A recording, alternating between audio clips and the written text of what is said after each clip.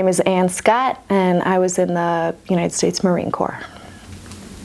My freshman year in college was when September 11th happened, and I felt the call to serve, and I figured if I was going to do it, I might as well go with what my opinion is the hardest branch, and that is the Marine Corps. My parents, when they initially heard that I wanted to join the Marine Corps, they thought I was nuts, to be totally honest. And my brother was in the Air Force, and he's like, why don't you just join the Air Force? It's a lot less physically demanding, and that probably was not the right thing to say, because I'm also a pretty competitive person. So I was like, well, you're gonna tell me I can't do it? Like, okay. There's 10 years of my life. The opportunity to go to Afghanistan with my squadron, so deployed with them. My time in Afghanistan really gave me a perspective of how blessed we are to live in this country.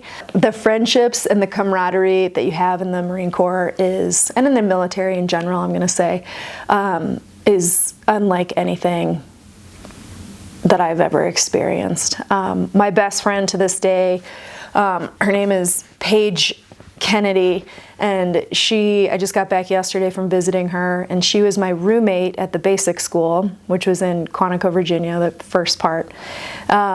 And we are just the best of friends, and we'll always be there for each other. I typically think I had to be, again, this goes back to, I chose to be extremely professional.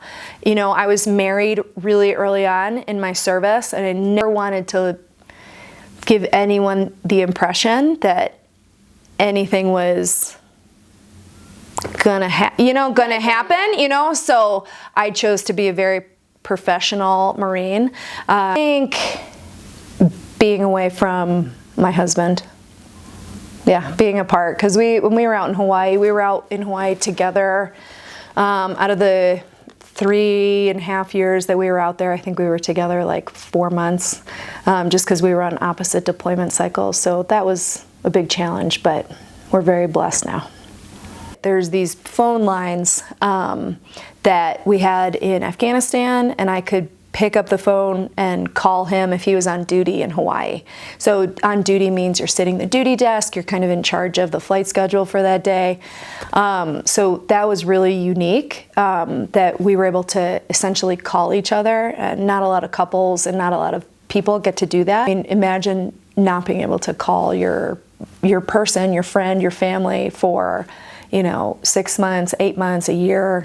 Just that simple act of picking up a phone and being able to call him was awesome. Maternity uniforms are gross. And I don't know who designed them, but they're basically like a circus tent that just start here and they just go out. And so I refused. And so for my son, I wore my husband's cami shirt and his blouse, and I just got maternity camis, which you can't really tell the difference. And I refused to wear any of the tent situation. No. Did I feel a lot of pressure to stay within what they call regulations? Absolutely. Like, I was very, and I think that goes back to maybe being a female in the military, is that this is how I treated it, and that this is not for everybody, but I wanted to be professional and in shape and within regulations, meaning height and weight.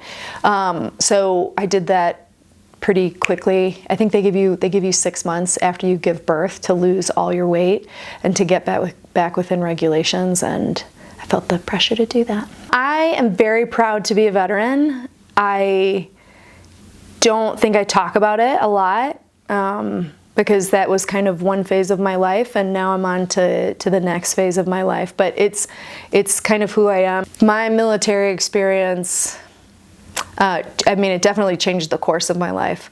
If 9/11 hadn't happened, then I'd probably be an airline pilot right now at Southwest. I don't want people to think that females can't do this. I don't want people, and that's the main reason why I'm willing to do this kind of stuff or go talk only around Veterans Day, is because I want females now to realize that they can do all of this. If you go, of course it's hard. Like OCS was not easy. I didn't go and just all of a sudden become a Marine, you know, but it was very challenging physically, mentally, but that doesn't change the fact that we can do it. We've ever seen, right? But when I was at the basic school, so you have OCS, which is Officer Candidate School, and then you have the basic school. Officer Candidate School is, I chose to go to the 10-week one. And then the TBS, the basic school, is 6 months long. And that's more expanded version of what you do at OCS, right? But at TBS, you have, or how they had it when I was there, there's 2 rooms and then there's a shared bathroom and there's 4 individuals.